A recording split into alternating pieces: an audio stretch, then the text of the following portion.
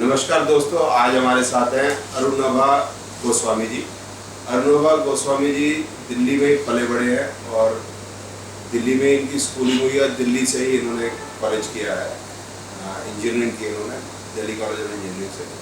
तो इन्होंने अभी 6 महीने का कोर्स किया प्रेडिक्टिव एस्ट्रोलॉजी का, नाड़ी ज्योतिष का। तो बात करते हैं अरुणभा गोस्वामी जी से कि उनका क्या एक्सपीरियंस रहा। पहले उनसे थोड़ा बैकग्राउंड पूछते हैं कि जो मैंने बात बताई है वो कितनी सच है। उनको मैंने भी बहुत मतलब अंदाजे से बताई, मेरे को जो याद है थोड़ी सी इनसे जो बात हुई थी। बहुत बैकग्राउंड भी मैं गोस्वामी जी का नहीं जानता, तो इन्हीं से बात करते हैं। क्लास में आते थे तो हम सिर्फ टू द पॉइंट ज्योतिष की बात करते थे, कभी खास बात नहीं कि आप क्या करते हैं। आप पहली बार जब आए थे तो भाभी जी के साथ आए थे, तो काफ़ी गपशप हुई थी तब भी, और मिले इस वजह से थे मेरे से कि मेरा कुछ वीडियोस देखे थे आपने यूट्यूब पे, तो उन्होंने पाया कि कुछ जो बातें मैं यूट्यूब पे कर रहा हूँ इट मेक सम सेंस। तो उसके बाद कुछ इनको प्रोफेशनल कुछ प्रॉब्लम आई, तो फिर इसके ये भाभी जी के साथ आए थे, तो कुछ बात हुई थी। ये मेरे ख्याल दिसंबर 2013 की बात है। आज हम जो बैठे हैं आज है 12 जुलाई 2014। तो दिसंबर में थोड़ा जब बात किया उन्होंने हमारी बात है, तो फिर गोस्वामी जी ने ये डिसाइड किया कि नाड़ी ज्योतिष की क्लास भी करेंगे। तो उन्होंने किया, और जो बेसिक है वो सिर्फ नेट से इन्होंने पढ़ा। तो थोड़ा डिटेल में आप बात करेंगे। तो सर आप बताइए कि पहले बात जितने मैंने बोला आपको कि क्या आपका जन्म दिल्ली में हुआ, दिल्ली से स्कूलिंग हुई? नमस्कार।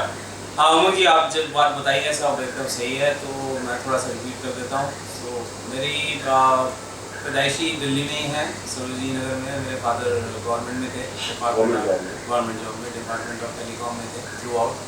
और उसके बाद मेरी स्कूलिंग भी गवर्नमेंट स्कूल में ही हुई, सरोजिनी नगर में। आफ्टर स्कूलिंग फिर मैं दिल्ली कॉलेज ऑफ इंजीनियरिंग में एंट्री मिल गई मेरे को। उस टाइम एग्ज़ाम नहीं होते थे on the basis of PCM।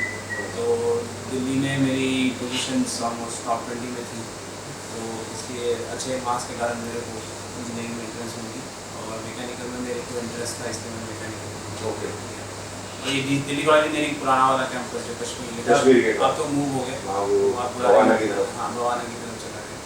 तो वहाँ से पास आउट किया। आई पास आउट इन 1990। तो और जो जबकि मैं मैकेनिकल था, मगर मेरा एक साइड में इंटरेस्ट भी था कंप्यूटर्स में, तो मेरे को दिल में उतनी इच्छा नहीं थी कि मैं फैक्ट्री में जाके काम करूँ। तो मेरा ये था कि मैं मैकेनिकल और IT मिला के अगर कुछ हो जाए तो उस तरफ से कहीं उस टाइम में कैरियर ले जाऊँगा अपने आप, अगर मौका मिले तो। लास्ट ईयर में सबको प्रोजेक्ट करना पड़ता है, तो मैंने अपने IT में उस टाइम नया आया था कंप्यूटर्स इंडिया में, तो मैंने सॉफ्टवेयर प्रोग्राम लिखा था, एयर कंडीशनिंग लोड कैलकुलेशन, जो ब्लू स्टार ने स्पॉन्सर की थी। तो उसके बेसिस में मेरे को सरकारी नौकरी भी मिल गई, और क्योंकि मेरे फादर सरकारी से थे तो ही वॉज वेरी हैप्पी। उस टाइम जॉब सिक्योरिटी को बहुत इंपॉर्टेंस दिया जाता था। गवर्नमेंट जॉब है, उन्होंने सोचा बहुत बढ़िया ले लेते हैं। तो वहाँ से मेरी शुरुआत हुई। तो वहाँ का जो MIS बोला जाता था, management information system, MIS department, तो वहाँ पे मैंने एज असिस्टेंट मैनेजर एंट्री किया। तो वहाँ पे मैं गवर्नमेंट के जितने प्रोजेक्ट्स होते थे, यूनिसेफ और वर्ल्ड बैंक फंड, तो उसमें मैं सारे सॉफ्टवेयर प्रोग्रामिंग करता था। तो 3-3.5 साल बितवाने के बाद मेरे को पता चला कि सरकारी में सिक्योरिटी तो है, मगर कैरियर नहीं है। सरकारी में आपको सरकारी ही होनी पड़ेगी। मतलब तो हम छोटे होते थे तो मजाक पे होती थी बात कि सरकार के होते जो कार सड़क के चले वो सरकारी है। एब्सोल्युटली वैसा ही है। तो वो मेरे पल्ले नहीं पड़े, तो फिर मैंने सोचा कि अब थोड़ा सा प्राइवेट की तरफ देखा जाए, कोशिश की जाए। तो भगवान की दुआ से तो मेरे को विप्रो में एंट्री मिल गई। विप्रो उस टाइम काफ़ी अच्छी कंपनी थी, आज भी है, काफ़ी राइज कर रही थी। तो मैं दिल्ली छोड़ के पहली बार मैं दिल्ली घर छोड़ के गया, क्योंकि घर का छोटा बेटा था, तो इसलिए और भी थोड़ी परेशानी हुई मम्मी को भी, बेटा कैसा रहेगा। पूरा कॉलेज इनफैक्ट जॉब भी घर से कर लिया। एनीवे कैरियर इज कैरियर, तो इसके लिए बैंगलोर चले गए। फिर वो विप्रो से मेरा टर्निंग पॉइंट था। फिर विप्रो से मैं विदेश चला गया, और विदेश में पहले सिंगापुर में था, तो वहाँ पर सिंगापुर, मलेशिया, थाईलैंड के बीच प्रोजेक्ट देखा था। फिर सिंगापुर से फिर मैं US चला गया। तो मेरे को समहाउ अमेरिका पसंद नहीं आई वहाँ का कल्चर। एंड उसका कारण ये है कि मैं पला बड़ा हूँ एक छोटा सा हाई लोअर और मिडिल क्लास फैमिली कह सकते हैं, और उस टाइप का मैं कल्चर में अपने आप को यूज़ नहीं कर पाया। तो पहले में तो बहुत दिल में उछाल होती थी कि अमेरिका क्या चीज़ है, पहले देखें। मैंने जब देखा तो ये चीज़ है, ऐसा नहीं है कि अमेरिका बहुत बेकार जगह है, बहुत ही अच्छी जगह है। एडमिनिस्ट्रेशन और उन सब चीज़ों में सीखने वाली चीज़ें, और उनका कल्चर और मेरा कल्चर वो मिलता नहीं है, एग्रीकल्चर भी नहीं मिलता, कुछ भी नहीं मिलता। अब जैसे अब दिवाली बीत गई तो वीकेंड में दिवाली मन ली है, तो वो बात समझ में नहीं आती थी कि भाई दिवाली के बाद भी दिवाली मनाए, क्योंकि वहाँ पे तो जगह मिलती नहीं है और छुट्टियाँ भी नहीं मिलती। तो उस टाइप का जो है कल्चर हमको अजीब सा लगता था। तो फिर मैं वापस आ गया, वापस आके फिर विप्रो में बाहर का ही काम था, तो मैं विप्रो छोड़ दिया, वापस दिल्ली आ गया। मगर तकदीर ऐसी है, मतलब मेरा, और जब मैं बाद में पढ़ के पता चला कि क्यों ऐसा हुआ, मेरे दिखाई हुआ था कि मेरे को विदेश में ही काम करना है। तो वापस आया दिल्ली, तो उन्होंने उठा के मलेशिया भेज दिया। तो मलेशिया में कुछ प्रोजेक्ट किए हमने, मगर वहाँ पे भी मैं ज़्यादा नहीं टिका, मैं वापस आ गया। उसके बाद शादी हो गई मेरी, तो शादी होने के बाद बस हो गया। फिर अब लाइफ दूसरी तरीके से चली गई। फिर मैंने सोचा कि अब कुछ स्टेबल जॉब ढूंढे, तो स्टेबल जॉब ढूंढता हूँ तो विदेश का ही होता है। तो फिर मैंने और वाइफ ने सोचा कि एक लास्ट स्टिंट लेते हैं, थोड़ा कैश भी हो जाएगा और इन्वेस्ट भी कर लेंगे आगे जाके। तो एक बार जाएंगे लंबी समय तक, जहाँ पे भी जाए अपॉर्चुनिटी, चाहे वो यूएस हो या जापान हो, कहीं पर हो, 5-6 साल के बाद मगर आना वापस नहीं है, रहना ही नहीं है, बच्चे ही पैदाइशी यही करेंगे। तो उस चक्कर में मैं कंपनी ज्वाइन किया बैंगलोर, और जबकि मैंने सोचा नहीं था क्या होगा, और उन्होंने फिर वही अमेरिका भेज दिया। तो इस बार मैं पूरा लॉन्ग टर्म 5 साल के लिए वहाँ गया, 5 साल वहाँ पे काम करके फिर मैं वापस आया। जब आया तो यहाँ पे ज्वाइन कर गया। यहाँ पे फिर तब तक काफ़ी एक्सपीरियंस हो चुकी थी, तो जॉब प्रोफाइल भी चेंज हो गया, तो जाना पड़ता था विदेश टूरिंग में, छोटे एक जॉब से एक जॉब, तो वो टॉलरेबल था घर में, मतलब लाइफ और वो बैलेंस हो गया। तो ऐसे ही चलता रहा ज़िंदगी। So basically now I am a vice president in a company, completely in a software consultancy, it's outsourced software development। तो ये थी मेरी छोटी सी background. Coming back to astrology, तो टू बी वेरी फ्रैंक, हमारे घर में मेरे को छोड़ के, मतलब आज से 1 साल पहले तक की बात कर रहा हूँ, सब लोग एस्ट्रोलॉजी में बहुत विश्वास करते थे except me. And primary reason being because I am such a scientific and technical. मेरे लिए होता है कि सब कुछ एक फॉर्मूले में चलता है, एक पर्टिकुलर थ्योरी होती है। आई एम नॉट सेइंग कि God is not there, definitely is there, पर ऐसा नहीं है कि सब कुछ भगवान भरोसे छोड़ दो तुम कुछ ना करो। तुम करो तभी भगवान तुमको सपोर्ट करेगा। ऐसा नहीं कि भगवान के नाम में पूजा कर दिया और बाद में तुम सोए रहे हो तो काम हो जाएगा, ऐसा नहीं है। तो वो प्रेडिक्शन मेरे को समझ में नहीं आती थी कि ऐसे कैसे हो सकता है कि कोई चीज़ बोल दो कि आप ऐसा होगा तो ऐसा हो जाएगा। जबकि मेरी वाइफ मेरे को बिना बताए इधर उधर मेरा हॉरोस्कोप दिखा दी थी, तो खुश रहती थी। कुछ चीज़ें मैच होते कैसे मैंने, तो मेरे को भी नहीं मालूम, नाइदर आई वाज इंटरेस्टेड। तो ऐसे ही चलता रहा। तो लास्ट ईयर मेरी मदर की एक्सपायरी के बाद मेरा प्रोफेशनल लाइफ में थोड़ा सा ब्रेक आया। सो उसके बाद मैंने सोचा कि थोड़ा देखते हैं, हम नहीं चलते, तो वाइफ के साथ गए, तो जिनको दिखाते थे उनके पास गए। तो मैं थोड़ा इंट्यूटिव था कि भाई आप बोल तो दिए, क्यों कह रहे हो ऐसे। So that why part started coming into my mind कि भाई क्यों, वाई। तो उन्होंने कुछ समझाया, तो मेरे को पल्ले नहीं पड़ा। इसलिए पल्ले नहीं पड़ा, उन्होंने बोला कि तुमको फंडामेंटल्स नहीं आते, मार्स ये सब क्या होता है, रीस क्या होता है, तुमको मालूम नहीं। अच्छी बात है जी। फिर मैं जब अब ऐसा है कि अब किसी भी आईटी बंदे को आप चैलेंज करोगे तो वो घुस ही पड़ता है। मतलब आप किसी भी अगर अच्छे आईटी को 90% केसेस में वो घुस जाएगा अगर उसको चैलेंज करोगे। तो आई फील लाइक चैलेंज। तो फिर मैंने क्या किया, मैंने बेसिक एस्ट्रोलॉजी पढ़ना शुरू किया and I went to internet. जो भी अच्छे बच्चे किताबें पढ़े, क्योंकि बेसिक मेरे को लगा कि सब जगह सेम ही चीज़ पढ़ाते हैं, सेम ही फंडामेंटल है पढ़ते हैं। पढ़ के जब थोड़ा बहुत एडवांस की तरफ आया तो वहाँ पे वो सब रेट्रोगेट और कॉन्वर्स ये सब आना शुरू किया। वो मेरे सिर से निकल गया, नहीं ये क्या चीज़ होती है, ये मेरे को दिमाग में घुस नहीं आया। और दूसरी बात, my main purpose to learn astrology was to prediction. ऐसा नहीं है कि मार्स इस तरह घूम रहा है, जुपिटर उस तरह घूम रहा है, उसको लेना देना नहीं है। मेरे को ये है कि जो बोलते हैं लोग कि तुम्हारी शादी इस टाइम हो जाएगी, कैसे करते हैं, how part, that is what I want. Event को कैसे प्रेडिक्ट करते हैं, कैसे कैप्चर करते हैं, हाँ वो मेरे को समझ में नहीं आया। तो मैंने थोड़ी बहुत इधर उधर पढ़ने की कोशिश की, थोड़ा केटी में भी ट्राई किया, तो कुछ पल्ले नहीं पड़ा। तो ऐसे करते करते मैं फिर यूट्यूब में चला गया। यूट्यूब में काफ़ी लोगों ने अपने वीडियो लगे थे, सब अपनी अपनी कहानियाँ बताने लगे, किसी का भी पल्ले नहीं पड़ा। तो अचानक उमंग जी की वीडियो मेरे को कहीं मिली एंड काफ़ी सारे मिले एक साथ। आप कितने महीने आपने बेसिक?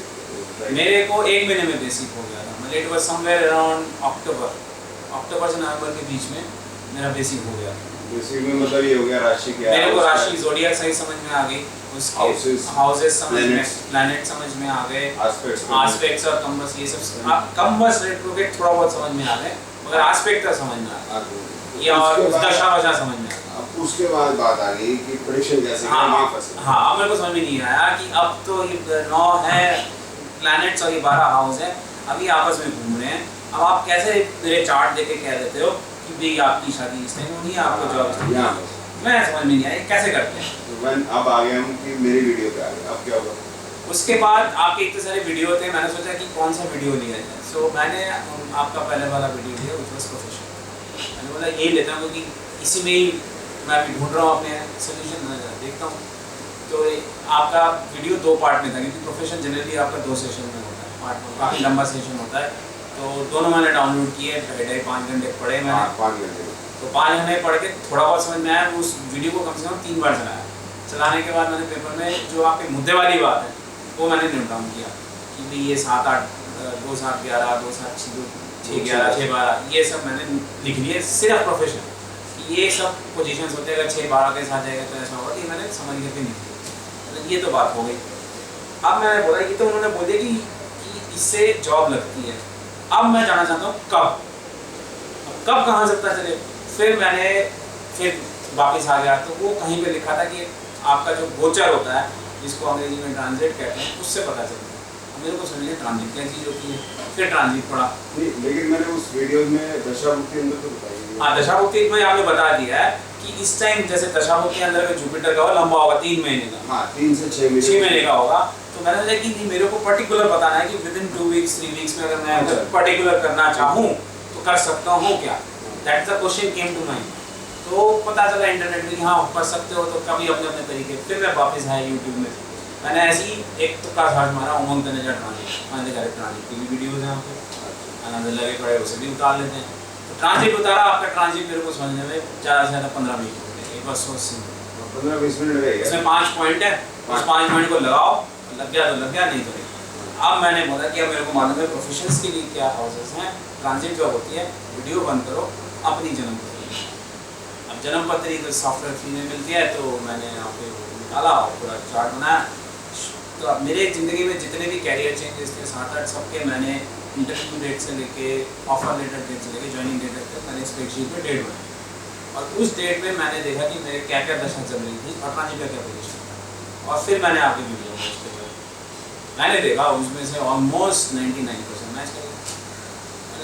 अब बात करने में आई है कि कुछ भेजे हुए घुस रहा है कि जहाँ पे मेरे में कुछ कॉन्फिडेंस आ रहा है कि now I can do something. लेकिन एक बात हो, तुम आपको एक बात मिस कर रहे हो। हाँ बताइए। मिस ये कर रहे हो, जब पहली बार आए थे यहाँ पे, हाँ आपसे मिलने भाभी जी के साथ, तो आप ये कह रहे थे इसलिए मिलने आया हूँ कि आपका सेंस ऑफ ह्यूमर बहुत बढ़िया। मैं सोच रहा हूँ वीडियो में बोलूँ या ना बोलूँ, मैंने सब्जेक्ट पे absolutely, and that was another reason why I join. क्योंकि जितने भी यूट्यूब पे आप वीडियोस मैंने जितने देखे हैं, इतने सीरियसली पढ़ाते हैं जैसे पता नहीं कोई भयानक कहानी सुना रहे हैं। नहीं, बाकी जो एस्ट्रोलॉजी के जो चैप्टर मतलब काफ़ी सारे यूट्यूब में हैं, ऐसे सीरियस हो गए, तिलकधारी हो गए, पढ़ाते हैं, पता नहीं क्या क्या चीज़ पढ़ा रहे हैं और कुछ होने वाला है। मगर आपके जितने वीडियोस हैं ऐसे हैं जैसे आप आए हो कोई चुटकुले सुनाने, कोई ह्यूमर स्टोरी सुनाने, और ह्यूमर के साथ साथ अचानक आपको 1 घंटे बाद पता चला कि आप कुछ सीख गए। But additionally you enjoyed while learning process. कोई भी चीज़ सीखने के लिए इफ़ यू एंजॉय, वो आपके दिल में सबसे ज़्यादा पहले घुसना है। अगर आप उसे सिर्फ क्लासरूम सेशन की तरह रखो, जैसे हम कॉलेज में जाते थे, प्रोफेसर आता था, गुड मॉर्निंग बोलते थे, ऐसे बैठे रहते थे कि भाई आज कुछ पढ़ाएगा, आज काइनेटिक एनर्जी पढ़ाएगा, इंजन पढ़ाएगा, इतना बड़ा डायग्राम बना दिया, पढ़ के चला डर डर गया क्या क्या पढ़ा है, किताब लिखूंगा थोड़ा बहुत, मतलब एक सेशन में घुसना नहीं था। मगर आपका जो है जो कह दिया straight into the mind over थे, the reason for this was कि नहीं, मैं कुछ सुगर कोटेड नहीं बोल रहा हूँ, मतलब आप लोग देख सकते हो डाउनलोड कोई भी उठा लीजिए रैंडम से। Basically humour is absolutely required to teach something which is little bit mundane. Astrology अगर आप डायरेक्टली ऐसे पढ़ाओगे लोग सो जाएगा पढ़ने वाले, ना सो जाए। अगर वो टेक्निकल बैकग्राउंड है वो मेरे को लगता है ये अगर किसी भी सब्जेक्ट को अगर हम इंटरेस्टिंग नहीं बनाएंगे, हाँ मतलब उसमें मसाला आनी चाहिए, मतलब किसी भी तरीके से इंटरेस्टिंग। ह्यूमर एक तरीका हो गया which is the best way, but there might be other ways also, but you have to make it interesting. तो बताना पड़ेगा कि कैसे है। तो वो हाँ वो एक और एक रीजन था why I started, then I started downloading all the videos. ऐसे करते करते दिसंबर तक मैंने सारे वीडियोस देख डाले। मैंने आपको how much loss you give to me downloading the video, but more you see, more I get dollars. You download it. So if you have to see 3 times, then you have to see on YouTube. Okay चलिए तो सारे मैंने पढ़ लिए। पढ़ के मैंने फिर सोचा, मैंने वाइफ को बोला कि चलो इन बंदे से मिलते हैं, क्योंकि पता चला कि दिल्ली में बेस्ड है, हम भी दिल्ली में हैं, लेट्स कॉल। तो एक एक्सपीरियंस ऐसा भी था हमारा, मतलब वो दिन में था कि भाई बड़े एस्ट्रोलॉजर का साइन मिलना बड़ा मुश्किल होता है, पता मिलेंगे ना मिले ना। क्या हो गया, फ़ोन उठाऊंगा बोलेंगे मत आओ, या 1 महीने बाद आओ, अपॉइंटमेंट है, लॉन्ग क्यूज है, ये होगा। और नहीं तो बोलेंगे संडे आ जाओ। इससे ज़्यादा क्या होगा, अगर लॉन्ग क्यूज है तो नहीं जाएंगे, शॉर्ट है तो पहुँच जाएंगे। ऐसा ही हुआ, फ़ोन उठाया तो उमंग जी थे, क्लास में थे, और उन्होंने बोला हाँ जी संडे को आ जाओ। सरप्राइज। तो चलते हैं। फिर हम 2 दिन तक तैयारी करते रहे, क्या सवाल पूछे क्या नहीं पूछे, मौका मिला because we thought we are meeting a great personality, कहीं जाके एक बड़ी सी सभा होगी, मतलब जैसे रीज़न भी थॉट लाइक थे कि अभी तक जितने भी एस्ट्रोनॉमर के मिले हैं उनके घुसते ही एक अजीब सा एक फीलिंग शुरू हो जाती है बिकॉज ऑफ द एनवायरनमेंट। यहाँ पे भगवान जी की गुप्ती काशी का लगा पड़ा है, किताबें फैली पड़ी हैं, और उनका एक माहौल सा होगा। तो अभी सोचा चलते हैं। जब घुसे तो बाहर लिखा था डायमंड ज्वेलर्स। भाई मुझे पूछती है कि तो ज्वेलरी की दुकान है ना। भाई मैं भी पहली बार आऊँ, पहले बार let's see and what is inside. जब घुसे तो उमंग जी बैठे थे एंड कैसे 1.5 घंटा बीत गया हमें भी नहीं, मतलब हम आए तो थे कुछ पूछने, मगर हम निकल गए एक रिश्तेदारी बना। मैं दिल से गया कि मैं ये सोच के नहीं आया था कि आपके पास ये बोल के जाऊँगा कि मैं सीखूंगा, है ना। पहले चलते हैं, बंदे को टटोलते हैं, देखते हैं। टटोलना मतलब basically to measure the genuineness of the person, मतलब क्योंकि बात घुमा फिरा के कर रहा है, स्ट्रेट कर रहा है, क्या कर रहा है। तो वो 1.5 घंटे के डिस्कशन में we were impressed actually, not only me, my wife also got impressed. फिर मैं impressed about the simplicity and the way you talk and the way you presented the topic in front of us. And it is genuine, means I am simple and it is genuine that I am simple, and it is not because I want to say I am genuine simple कि लोगों को impress करने के लिए, मैं वैसा ही हूँ भाई। अरे ऐसा ही होना चाहिए, मतलब मुझे नहीं पता ऐसा होना चाहिए, पर मैं ऐसा ही हूँ। That's way I like the person should be. जैसा हो ऐसा हो, सिंपल जैसे रहो। आप है वैसे मैं हूँ। What's the big deal? साहब भगवान ने सबको मन बनाया, काम करो और सिंपल रहो यार।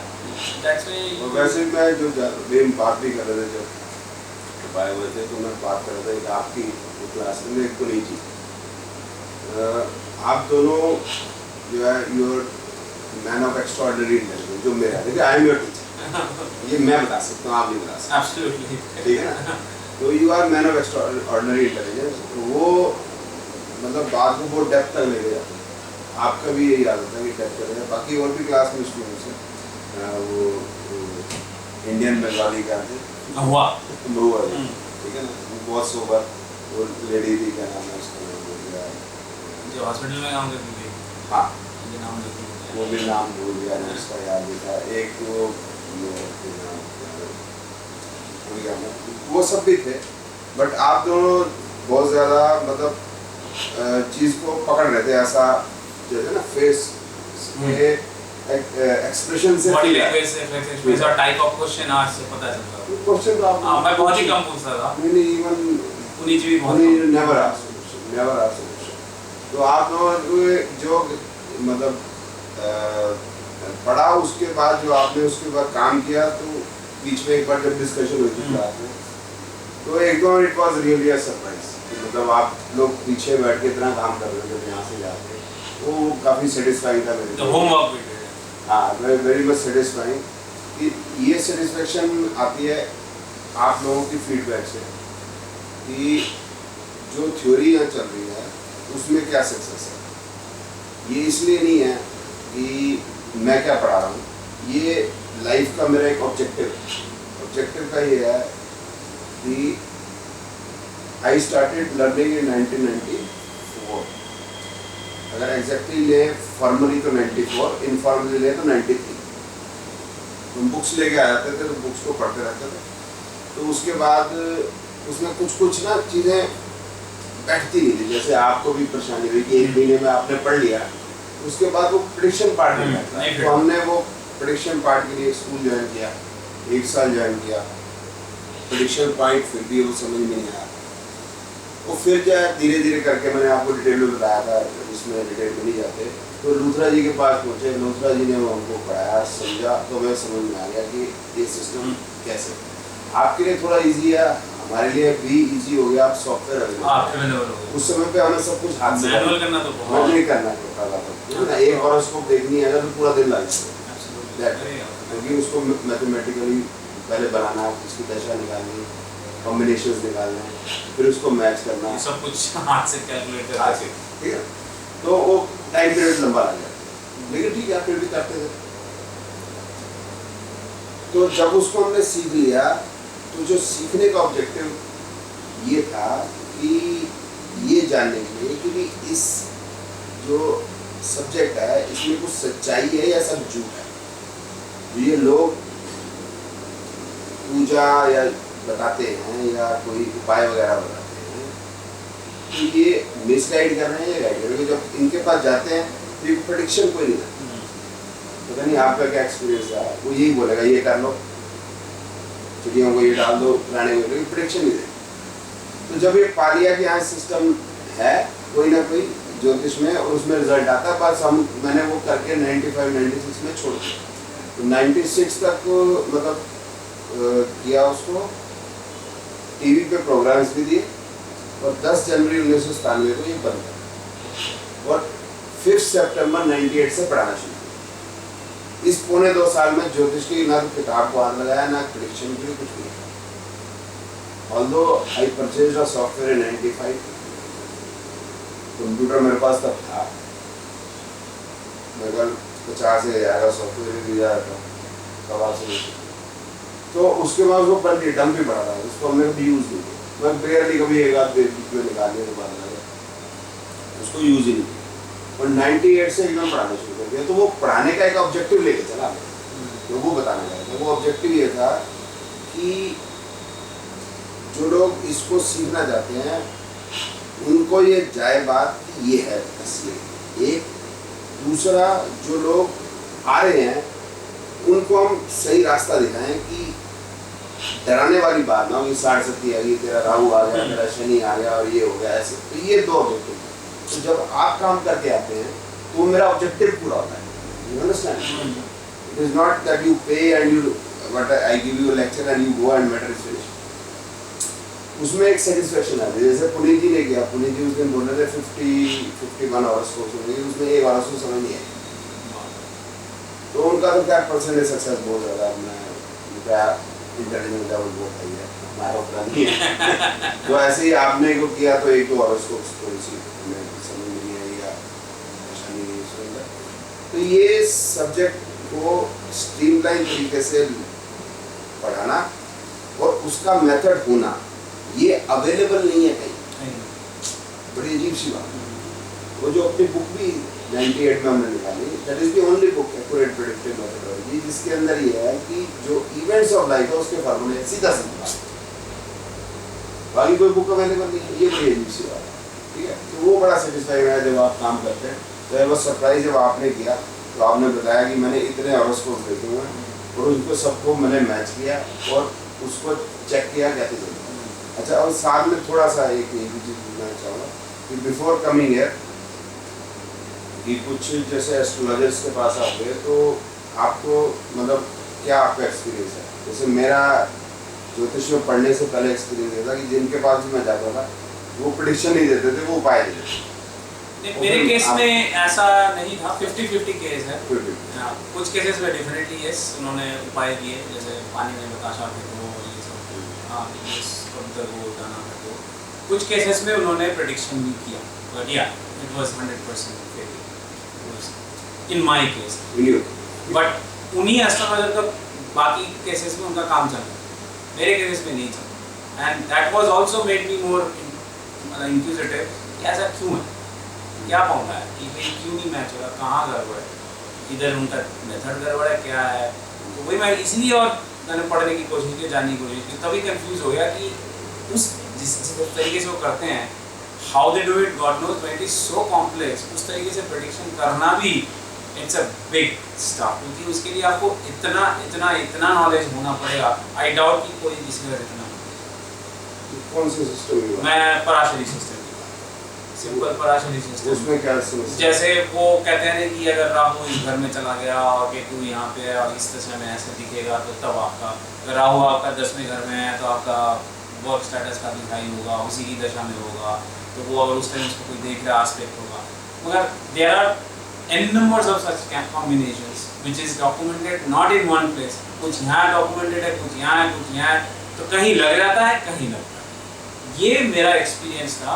अभी तक मैंने जितने भी एस्ट्रोलॉजर वो पढ़े लिखे हैं, एजुकेटेड, ऐसा नहीं है कि मंदिर के पंडित की बात कर रहा हूँ, मुझे भी मिला, because I want to see different aspects of people. मंदिर का पंडित भी एक बात कहता है, एक प्रोफेसर की तरह मैं साइंटिस्ट से ही मिल चुका हूँ, पर्सन इन डिफेंस रिसर्च, तो उनके परदादा करते थे, तो उन्होंने उनको सिखाया था, तो ऐसे हॉबी वो करते हैं, तो उनका भी कहीं कुछ लगता है कहीं। तो मेरे केस में ही वाज 100% कॉन्फिडेंट कि it will happen like this, one क्यों नहीं हुआ उनके बारे में। तो वही है कि कभी कभार जो है ना, वहाँ पे I feel chances of failure is pretty high. In this case मेरे को, मैं जब अपने हाथ से किया तो थोड़ा कॉन्फिडेंस मेरे को भी आ गया और मेरे को चांसेस ऑफ फेलियर बहुत कम दिखे। जैसे 75 to 80% मेरा सक्सेस रेट रहा है अभी तक। मैंने जितना भी खुद के हिसाब से जितने मेरा knowledge, but it has to improve as you do more practice, तभी आपको पता चलेगा। शुरू में जैसे आपने जब पहले बात की तो थोड़ा सा कम था, अब थोड़ा बढ़ता है और बढ़ता है। पहले तो मेरे ख्याल से 45-50% है, क्योंकि मेरे को आधा नॉलेज था। हाँ। उसके बाद करेक्शन हुई, आपसे डिस्कशन होती, क्योंकि वही जो मेरे से मैच नहीं कर रहा था मैं आपको क्लास में पूछता गया, तो कुछ मैच करता गया और पता चला कि क्यों नहीं मैच कर रहा, because of this are the points I missed out. तो वो धीरे धीरे इम्प्रूव हो गया। अब एक लेवल में आया कि हाँ मे बी। और मेरे साथ उल्टा हो, जितना मैं आगे बढ़ता जा रहा हूँ उतनी सक्सेस रेट कम होती जा रही है। उसका रीजन पता क्या? उसका रीजन ये है कि जो मेरे स्टूडेंट जो जहाँ फेलियर होते हैं वो केसेस आपके पास है। ओके समझ आ गया। तो मेरा सक्सेस रेट हमेशा मेरे स्टूडेंट से कम होगा। बात तो सही है, एग्जैक्टली। तो ठीक है, अच्छी बात है कि मतलब what for you have come, बस यही लास्ट वन में कर रहे हैं। जिस चीज़ के लिए आप यहाँ आए थे started in February. I started in January 26 January 27 जनवरी। तो आज हम 12 जुलाई को बैठे हैं, तो मतलब कितना ठीक लगा। इसमें थोड़ा कुछ एडिशनल पॉइंट में डालना चाहूँगा। जी, पढ़ने तो मैं कुछ आया था जिसे आप नाटी एस्ट्रोलॉजी कहते हैं, मगर मैं कुछ एडिशनल और भी कुछ सीख गया, which is his knowledge of other practical life.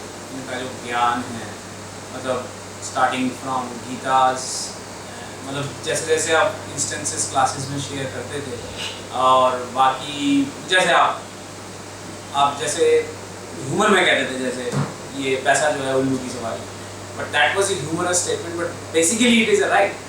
तो उस टाइप की चीज़ें जो हैं, जो आप एग्जांपल देते थे, वैकुंठ के जो एग्जांपल आप देते थे, और बाकी जो साइंटिफिक वे में आपने जो रेट्रोग्रेड समझाया with Kepler's law and all, वो सब चीज़ें मेरे को made me much more impressed है। वो मेरे को बहुत अच्छा लगा कि हाँ, नाउ इट मेक सेंस कि इसमें साइंस है, there is a science and may be there is more to be done, more research to be done. It is always there. तभी अगर हम उसको एब्सोल्यूट कह देंगे तो उसमें गड़बड़ हो जाएगी। एब्सोल्यूट होते हैं कि या फिर उसमें कुछ करना पाती है। तो वही है कि उसमें साइंस है and astrology is a part of science. तो हम जानते हैं, मगर अब मैं तो आप कॉन्फिडेंट हो गए कि इट इज अ साइंस, तो उसको उसी तरीके से देखना है। और वही बैक टू यू कि जो पॉइंट्स मेरे को आपने पढ़ाए और बाकी जो एग्जाम्पल देते जैसे आयुर्वेद का है, मेडिसिन जो था वो मेरे को और भी समझ में आ गया, प्लस साइड बाई साइड आप जो वास्तु के ज्ञान देते थे तो वो मेरे को अब क्लियर हो गया कि चीज़ क्या है। पहले क्या मेरे को पता ही नहीं था, I used to ignore it, क्योंकि जो चीज़ पता नहीं है उसमें दिमाग लगाना ही नहीं है, वो मेरा फंड है, क्योंकि उसमें क्या हो जाएगा कंफ्यूज हो जाओगे, पता नहीं है ना। अब पता है, now may be I can discuss और may be counter with the person who can come with some suggestion कि भाई ऐसा होता है, भाई क्यों बताओ भाई, तो वो एक एडिशनल कॉन्फिडेंस है मेरे को मिल गया। So that is also I would say I learned something extra. I signed up for astrology but I learned something extra. Thank you. So that's a bonus. That's a bonus and I'm not going to pay for it. But definitely it was a good last 6 months. And last but not the least, today is Guru Purnima. I got a very good guru. So I'm not a guru, I'm a teacher. नहीं, ये चीज़ मैंने सीखी कि किसी को कोई चीज़ समझाना है, not astrology as a subject, कैसे समझाना चाहिए, हाउ टू सिंप्लीफाई। जैसे हम क्लास में बैठते थे 10-12 स्टूडेंट प्लस ऑनलाइन 5-6 होते थे, everybody has their different level of IQ, different knowledge, उसको पढ़ के आते थे। अब जैसे मैं हूँ, मेरे को कुछ फंडा ही क्लियर नहीं होता, तो हर एक को एक क्वेश्चन को समझाना so that everybody can understand, that's an art. बड़ा टफ है, दैट्स एन आर्ट। बड़ा टफ है, लेकिन मज़ा बहुत आता है। अगर मेरी एंड पे आ जाओ ना तो इट इज़ वेरी टफ, बड़ा मेहनत लगती है उसके ऊपर, दिमाग बड़ा खर्चा होता है, लेकिन मज़ा होता है। That's an art, that's an experience, and experience that's what I learned from you कि how to handle।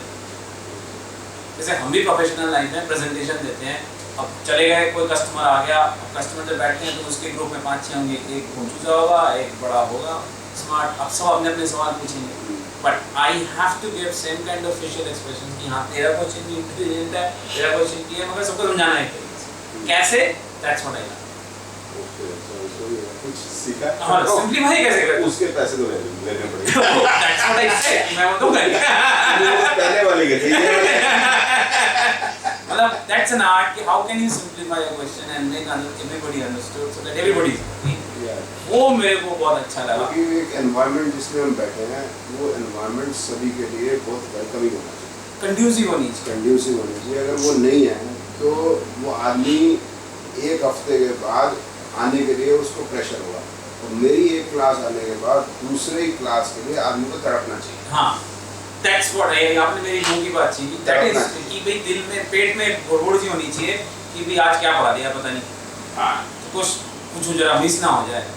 I should block that time come what may Sunday को और सैटरडे को, कि मेरे को जाना ही जाना है 4 बजे का मेरा जो स्टूडेंट है 3:50 पे मेरे यहाँ होना चाहिए, ताकि I may be able to start at 4 exactly to save my time. हाँ, वो भी था। अब जैसे आपने जब ये बात छेड़ी थी, ये भी मैं बताता हूँ, शुरू में पहले 3:45 बजे आता था तो पीछे बैठता था, मैंने बोला आगे बैठना है, कैसे बैठा जाए, 3:30 बजे आ जाता हूँ इसलिए 15 मिनट पहले आ गया था, आगे की सीट ले ली। हाँ नहीं, वो ठीक है, वो उसमें ये जज्बा पैदा करना पड़ता है स्टूडेंट के अंदर कि उसको इतना इंटरेस्ट है कि वो आके आए, एंड तक बांध के रहे उसको, ताकि वो समझे, और जब उसको इंटरेस्ट आएगा तो वो अच्छा पढ़ता है। किसी को सब्जेक्ट को कैसे इंटरेस्टिंग बनाया जाए, that's what I learned and definitely नहीं, अपने आप होता चला गया।